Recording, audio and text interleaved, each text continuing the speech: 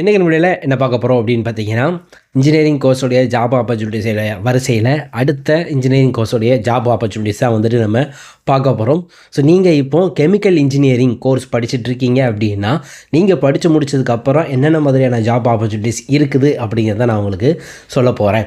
So இது மாதிரி நிறைய ஜாப் ஆப்பர்ச்சுனிட்டிஸ் வீடியோஸ் உங்களுக்கு தொடர்ந்து வந்துகிட்டே இருக்கும். அதுக்கு நீங்கள் பண்ண வேண்டியது எனக்கு ஒரு சப்போர்ட் மட்டும் பண்ணுங்கள். நம்ம சேனலுடைய நேம் வந்துட்டு துணுக்கு முட்டை எஜுகேஷன் ரிலேட்டடான கண்டென்ட் நான் உங்களுக்கு தொடர்ந்து இதில் கொடுத்துக்கிட்டே இருக்கிறேன்.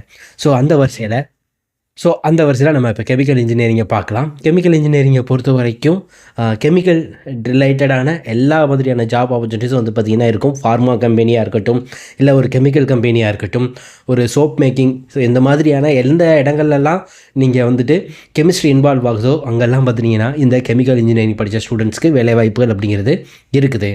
ஸோ பார்த்தீங்கன்னா ஜாப் ப்ரொஃபைல்ஸ் வந்துட்டு கிட்டத்தட்ட நான் உங்களுக்கு ஒரு 18 ஜாப் ஆப்பர்ச்சுனிட்டிஸ் ப்ரொஃபைல்ஸ் வந்து எடுத்து வச்சுருக்கிறேன். அதில் என்னென்ன அப்படிங்கிறத ஒன்று ஒன்றா நம்ம பார்த்துடலாம். ஃபஸ்ட்டு பார்த்தீங்கன்னா ப்ராசஸ் இன்ஜினியர் அப்படின்னு சொல்லக்கூடிய ஒரு ஜாப் ஆப்பர்ச்சுனிட்டி. இது வந்துட்டு பார்த்தீங்கன்னா, நீங்கள் ஒரு கெமிக்கல் ப்ராசஸஸ் பண்ணுறீங்க அப்படின்னா அதோடைய டிசைன் பண்ணுறது அண்ட் ஆப்டிமைஸ் பண்ணுறது தான் வந்துட்டு பார்த்தீங்கன்னா இந்த ப்ராசஸ் இன்ஜினியருடைய வேலை கெமிக்கல் இன்ஜினியரிங் படிச்சிருந்தால். ரெண்டாவது வந்துட்டு பார்த்திங்கன்னா ப்ரொடக்ஷன் இன்ஜினியர். ஸோ ஒரு கெமிக்கல் ப்ராசஸ் ஒரு மேனுஃபேக்சரிங் பண்ணிகிட்ருக்காங்க, அதை வந்துட்டு பார்த்திங்கன்னா கண்ட்ரோல் பண்ணுறது நீங்கள் தான். ஸோ அதனால் ப்ரொடக்ஷன் இன்ஜினியர் அப்படிங்கிற ஜாப் ஆப்பர்ச்சுனிட்டிஸ் வந்து பார்த்திங்கன்னா இருக்குது. ஸோ மூணாவது வந்து பார்த்திங்கன்னா ப்ராசஸ் டிசைன் இன்ஜினியர் அப்படின்னு சொல்லிட்டு ஒரு job opportunities. Design the fundamental process flows of new chemical plans or modification. ஏதாவது ஒரு கெமிக்கல் பிளான்ட் ஒன்று ஓப்பன் பண்ணுறாங்க, புதுசாக மாடிஃபை பண்ண போகிறாங்க, உருவாக்க போகிறாங்க அப்படின்னா அந்த ப்ராசஸோடைய டிசைன் இன்ஜினியராக பார்த்திங்கன்னா நீங்கள் இருக்கலாம். நாலாவதாக வந்துட்டு பார்த்திங்கன்னா ரிசர்ச் அண்ட் டெவலப்மெண்ட் இன்ஜினியர். எந்த ஒரு ஜாப் எடுத்துக்கிட்டாலும் சரின்னா அதில் ரிசர்ச் அப்படிங்கிறது இல்லாமல் இருக்காது. அது கெமிக்கல் இன்ஜினியரிங்லேயும் வந்துட்டு பார்த்திங்கன்னா விதிவிலக்கு இல்லை. ஸோ நீங்கள் கெமிக்கல் இன்ஜினியரிங் படிச்சிங்கன்னா கண்டிப்பாக ரிசர்ச் டெவலப்பராக வந்துட்டு பார்த்திங்கன்னா ஆகலாம். ஐந்தாவதாக வந்துட்டு பார்த்திங்கன்னா என்விரான்மெண்டல் இன்ஜினியர்.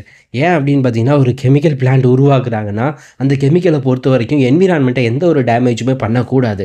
ஸோ அப்படி அதை டிசைன் பண்ணணும் அப்படின்னா இந்த என்விரான்மெண்டல் சேஃப்டி அப்படிங்கிறது ரொம்ப முக்கியம். அதுக்காக என்விரான்மெண்டல் இன்ஜினியரிங் அப்படிங்கிற ஒரு டிபார்ட்மெண்ட்டில் இந்த கெமிக்கல் இன்ஜினியரிங் படித்த ஸ்டூடெண்ட்ஸ் வந்துட்டு பார்த்திங்கன்னா எடுக்கிறாங்க என்விரான்மெண்டல் இன்ஜினியர். ஆறாவதாக வந்துட்டு பார்த்திங்கன்னா பிளான்ட் மேனேஜர். ஒரு கெமிக்கல் பிளான்ட் உருவாக்குறாங்க அப்படின்னா அந்த பிளான்ட்டுக்கு ஃபுல்லாகவே நீங்கள் தான் பார்த்திங்கன்னா மேனேஜராக இருப்பீங்க, ஒரு கெமிக்கல் இன்ஜினியரிங் படித்த ஸ்டூடெண்ட்டு. ஏழாவது வந்துட்டு பார்த்திங்கன்னா பேர்லேயே இருக்குது கெமிக்கல் இன்ஜினியர். ஸோ அதனால் நீங்கள் தான் அந்த கெமிக்கல் இன்ஜினியர். எட்டாவதாக வந்துட்டு பார்த்திங்கன்னா கலர் டெக்னாலஜிஸ்ட். ஒரு பெயிண்ட் இண்டஸ்ட்ரி இருக்குதுன்னு வச்சுக்கோங்களேன், ஒரு டை இண்டஸ்ட்ரி இருக்குதுன்னு வச்சுக்கோங்களேன், அங்கே வந்துட்டு என்னென்ன மாதிரியான கெமிக்கல்ஸ்லாம் ஆட் பண்ணுறாங்க. ஸோ அதில் வந்துட்டு பார்த்திங்கன்னா இந்த கலர் டெக்னாலஜிஸ்ட் அப்படிங்கிற ஒரு ஜாப் ப்ரொஃபைல் வந்துட்டு இருக்குது. ஒன்பதாவது வந்துட்டு பார்த்திங்கன்னா எனர்ஜி இன்ஜினியர். ஸோ ஏதாவது கெமிக்கல்லேருந்து நம்ம எனர்ஜி உருவாக்குறோமா, அதுக்கு கெமிக்கல் இன்ஜினியரிங் படித்த ஸ்டூடெண்ட்ஸை வந்துட்டு பார்த்திங்கன்னா எடுக்கிறாங்க. பத்தாவதாக ரொம்ப முக்கியமானது ஜியோ கெமிஸ்ட் அப்படின்னு சொல்லக்கூடிய ஒரு போஸ்டிங் இருக்குது. இது பார்த்திங்கன்னா கவர்மெண்ட்டு இதுலேயுமே போஸ்டிங் இருக்குது. ஸோ அந்த ஜியோ கெமிஸ்ட் அப்படிங்கிற போஸ்டிங்காக கெமிக்கல் இன்ஜினியரிங் படித்தவங்களை வந்துட்டு பார்த்திங்கன்னா எடுக்கிறாங்க. 11ஆவதாக வந்துட்டு பார்த்திங்கன்னா மெட்டீரியல்ஸ் இன்ஜினியர். ஒரு கெமிக்கலில் வச்சு தான் வந்துட்டு பார்த்திங்கன்னா மெட்டீரியல்ஸ் உருவாக்குறாங்க. ஃபார் எக்ஸாம்பிள் அலுமினியமாக இருக்கட்டும், கோல்டாக இருக்கட்டும், இதெல்லாமே வந்துட்டு பார்த்திங்கன்னா மெட்டல்ஸ். இந்த metals is a chemical. So அதனால் நீங்கள் வந்துட்டு பார்த்திங்கன்னா கெமிக்கல் இன்ஜினியரிங் முடிச்சிருந்தீங்கன்னா கண்டிப்பாக மெட்டீரியல்ஸ் இன்ஜினியர் அப்படிங்கிற ஒரு போஸ்டிங் உங்களுக்கு வாய்ப்பு இருக்குது. 12ஆவதாக வந்துட்டு பார்த்திங்கன்னா மெட்டலர்ஜிஸ்ட் அப்படின்னு சொல்லக்கூடிய மெட்டலர்ஜி அப்படின்னு சொல்லுவாங்க இல்லையா, மெட்டல்ஸை பற்றி தான் ஸ்டடி பண்ணுறது. அந்த போஸ்டிங்காக கெமிக்கல் இன்ஜினியரிங் படித்த ஸ்டூடெண்ட்ஸை வந்துட்டு பார்த்திங்கன்னா எடுக்கிறாங்க. 13ஆவதாக வந்துட்டு பார்த்திங்கன்னா நியூக்ளியர் இன்ஜினியர் அப்படின்னு சொல்கிறாங்க. நியூக்ளியர் பிளான்ட் கேள்விப்பட்டிருப்பீங்க, அணு உலை அப்படின்லாம் சொல்லுவாங்க. அங்கே வந்துட்டு பார்த்திங்கன்னா கெமிக்கல் இன்ஜினியரிங் படித்த ஸ்டூடெண்ட்ஸை வந்துட்டு எடுக்கிறாங்க. 14ஆவதாக வந்துட்டு பார்த்திங்கன்னா பெட்ரோலியம் இன்ஜினியர். பெட்ரோகெமிக்கல் இன்ஜினியரிங் படித்தவங்க தான், பெட்ரோலியம் இன்ஜினியரிங் படித்தவங்க மட்டும்தான் இந்த பெட்ரோலியம் இன்ஜினியர் ஆகலாமா அப்படின்னா அப்படி இல்லை. கெமிக்கல் இன்ஜினியரிங் படித்தவங்களும் பார்த்திங்கன்னா இந்த பெட்ரோலியம் இன்ஜினியர் ஆகலாம். 15ஆவது அனலைட்டிக்கல் கெமிஸ்ட் அப்படின்னு சொல்லக்கூடிய ஒரு ஜாப். இது வந்து நார்மலாக கெமிஸ்ட்ரி படித்த ஸ்டூடெண்ட்ஸே எடுக்கிறாங்க.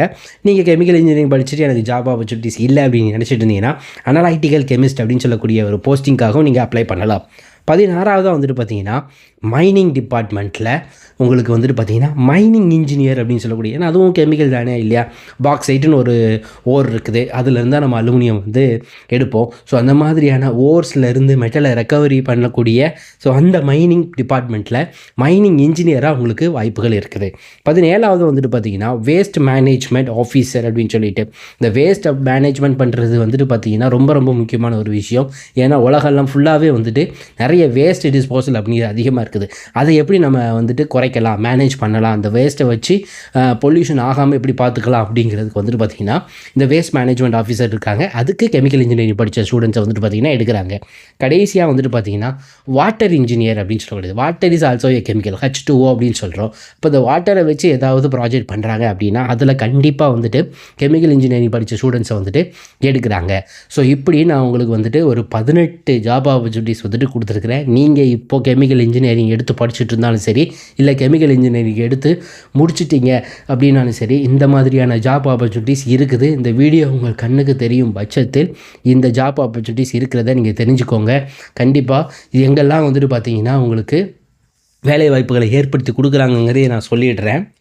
ஆயில் அண்டு கேஸ், பெட்ரோகெமிக்கல்ஸ் இந்த மாதிரியான இண்டஸ்ட்ரீஸில், ஃபார்மசூட்டிக்கல் கம்பெனியில், ஃபுட் ப்ராசஸிங் இண்டஸ்ட்ரியில், ரெனியூவபிள் எனர்ஜி ரிசோர்ஸஸ் அந்த இண்டஸ்ட்ரியில், என்விரான்மெண்டல் எனர்ஜி ரிசோர்ஸஸில், மேனுஃபேக்சரிங் இண்டஸ்ட்ரீஸ்லலாம் பார்த்திங்கன்னா உங்களுக்கு வேலை வாய்ப்புகளை ஏற்படுத்தி கொடுக்குறாங்க. ஸோ கொஞ்சம் உங்களுடைய நாலேஜை நல்லா டெவலப் பண்ணிக்கோங்க. அண்டு நீங்கள் அப்டேட்டடாக இருக்கும் பட்சத்தில் எந்த ஒரு கோர்ஸ் படித்தாலுமே ஜாப் ஆப்பர்ச்சுனிட்டிஸ் கண்டிப்பாக நிறையா உங்களுக்கு கிடைக்கிது. ஸோ இதுதான் நான் இந்த வீடியோவில் உங்களுக்கு சொல்ல வந்தது. கெமிக்கல் இன்ஜினியரிங் நீங்கள் படிச்சுட்ருக்கீங்கன்னா இந்த மாதிரியான ஜாப் ஆப்பர்ச்சுனிட்டிஸ், ஸோ இது மாதிரி நிறையா ஜாப் ஆப்பர்ச்சுனிட்டிஸ் நான் உங்களுக்கு கண்டிப்பாக எடுத்துகிட்டு வரேன். கண்டிப்பாக நம்ம சேனலுக்கு ஒரு சப்ஸ்கிரைப் பண்ணிவிடுங்க. இந்த வீடியோ பிடிச்சிருந்துச்சின்னா கண்டிப்பாக ஒரு லைக்கை போட்டு உங்கள் ஃப்ரெண்ட்ஸுக்கு வந்துட்டு ஷேர் பண்ணி என்னுடைய இந்த பாதைக்கு இன்னும் கொஞ்சம் நீங்கள் சப்போர்ட் பண்ணிங்கன்னா ரொம்ப ரொம்ப நல்லதாக இருக்கும். அடுத்த வீடியோவில் இன்னும் நிறைய தகவல்களை நான் உங்களை சந்திக்கிறேன்.